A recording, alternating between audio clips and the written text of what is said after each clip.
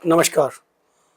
हमारे astro YouTube मंच पर आपका स्वागत है।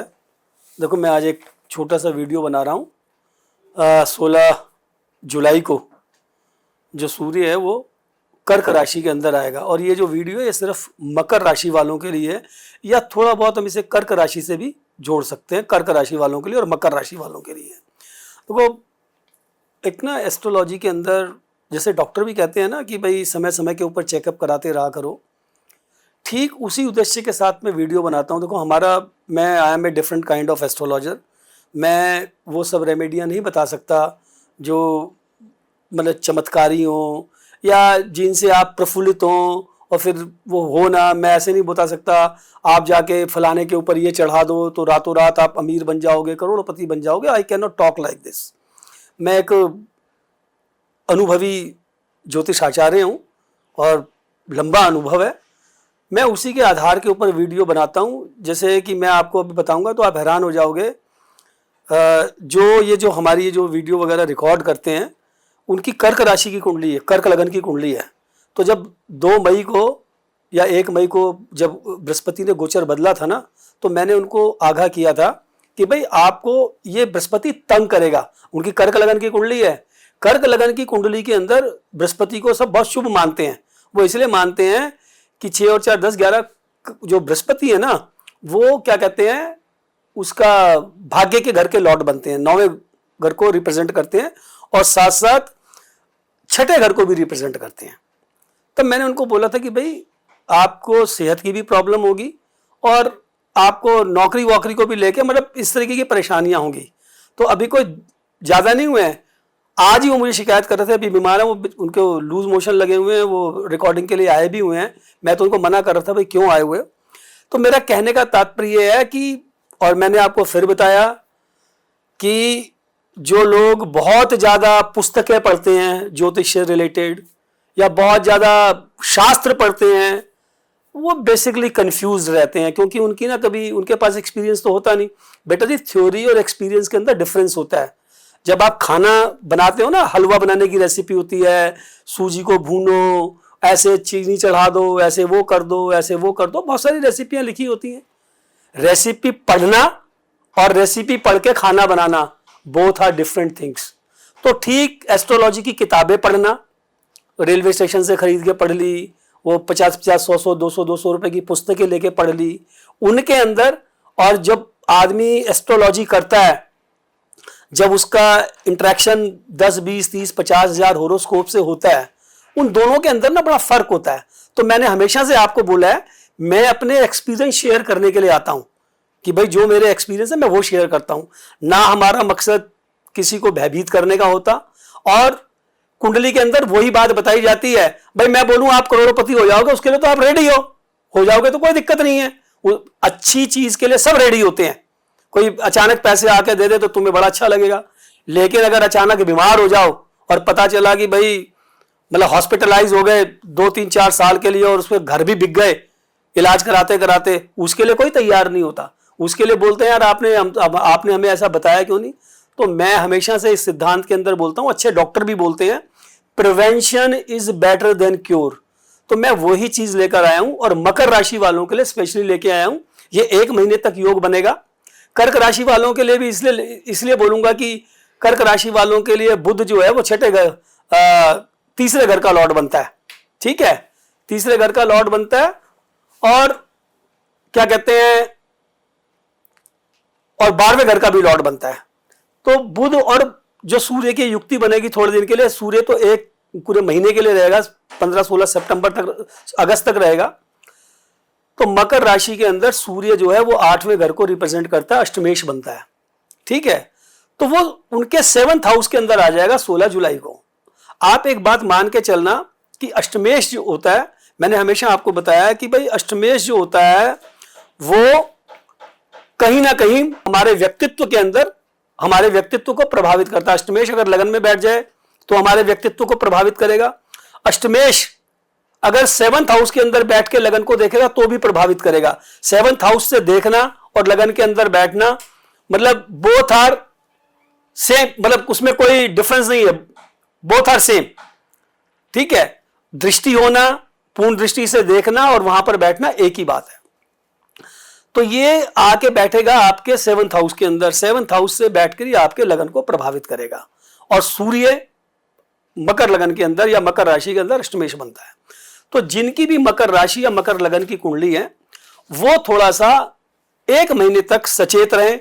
अगर वो पहले से पीड़ित हैं, भाई जैसे पहले से वो हार्ट पेशेंट हैं, ठीक है, पहले से वो डायबिटिक हैं, उनको भाई जोड़ों वोड़ों के अंदर दर्द होता है या और जॉइंट्स पेन होता है या अर्थराइटिस वगैरह की शिकायत है, क्योंकि सूर्य इन बीमारियों को रिप्रेजेंट करते हैं। आई बात से मकर राशि मतलब, और क्योंकि वो आपके लगन को, आपके व्यक्तित्व को, काल पुरुष को प्रभावित करते हैं। काल पुरुष का मतलब होता है आदमी का शरीर, अंदर का व्यक्तित्व, गुण जिसको एबिलिटी बोलते हैं, और वो व्यक्तित्व आपके ऑर्गन। आदमी का व्यक्तित्व 2 चीजों से बनता है, एक उसके गुणों से, उसकी एबिलिटी से, और दूसरा उसके शरीर से, भाई देखने में कैसा है, स्वस्थ है नहीं है, हाथ पैर कैसे हैं।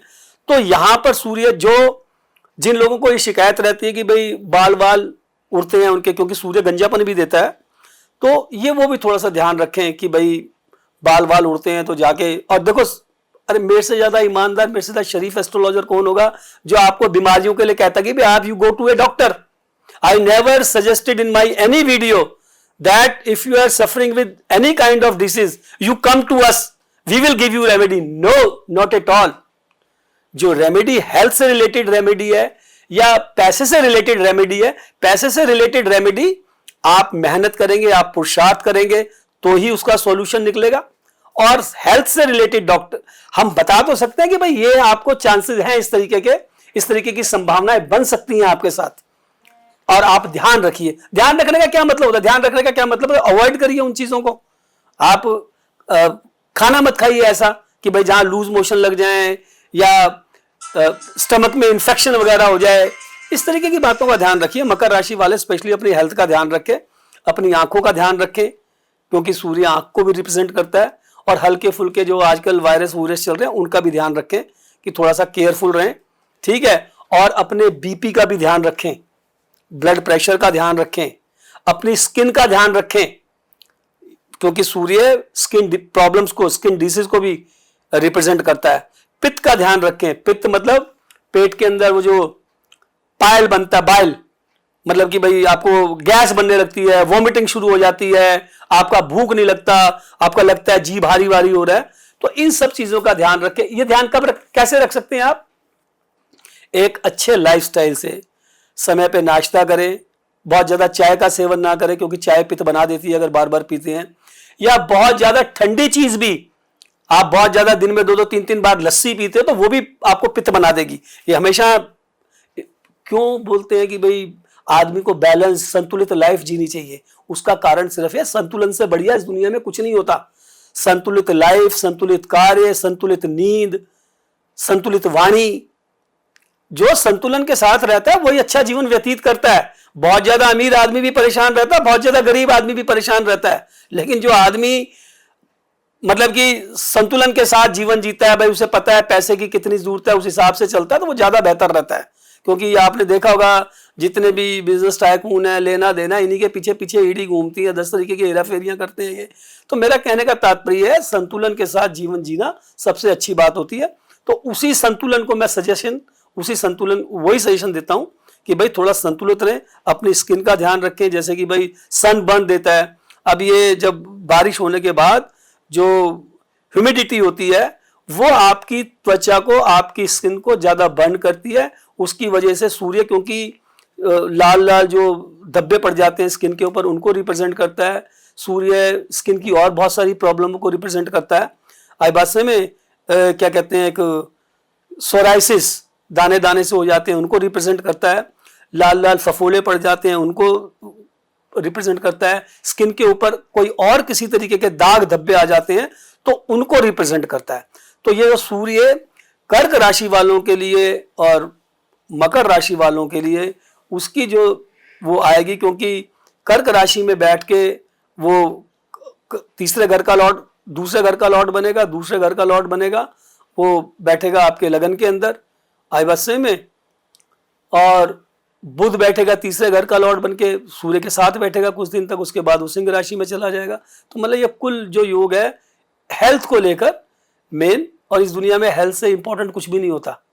आप अगर बीमार हैं, एक बेड रिडन आदमी है, उसको आप नोटों के कमरे बना के दिखाते रहो, उसके लिए वो बेकार है। तो be careful about your health.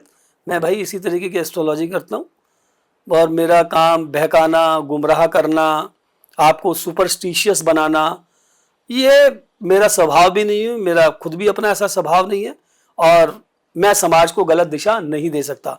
मैं फिर बोलता हूँ, बीइंग एस्ट्रोलॉजर ये मैं बोल सकता हूँ, एस्ट्रोलॉजी बहुत अच्छा सब्जेक्ट है। अब आप इसको अकर कैसे करेंगे, इसको आप फॉलो कैसे करेंगे, ये आपके ऊपर डिपेंड करता है कि भाई आपके जो धर्म, आप जिनके पास जाते हो वो वैचारिक रूप से कैसे हैं, उनका सोचने का तरीका क्या है, वो आप खुद देख सकते हैं कैसे।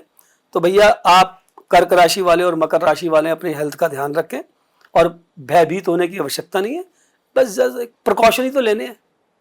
कोई ये ऐसी चीज नहीं है कि भाई स्किन प्रॉब्लम भी, भाई बीमारी आए उसका इलाज करवाएं, बेहतर ये होता है कि बीमारी ना आए।